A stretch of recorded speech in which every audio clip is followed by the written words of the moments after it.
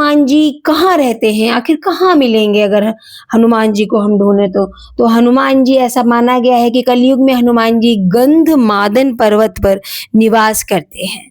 श्रीमद् भागवत पुराण के अनुसार यह पर्वत कैलाश पर्वत के उत्तर में स्थित है। गंधमादन पर्वत, यह पर्वत पौराणिक कथाओं में वर्णित है और माना जाता है कि यह कैलाश पर्वत के उत्तर दिशा में स्थित है। श्रीमद् भागवत पुराण के अनुसार कलयुग में हनुमान जी इसी गंधमादन पर्वत पर निवास करते हैं।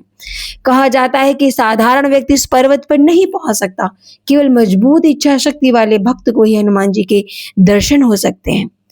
ऐसा भी माना जाता है कि जहां सच्चे मन से रामायण कथा का पाठ होता है, वहां हनुमान जी किसी न किसी रूप में अवश्य उपस्थित होते हैं।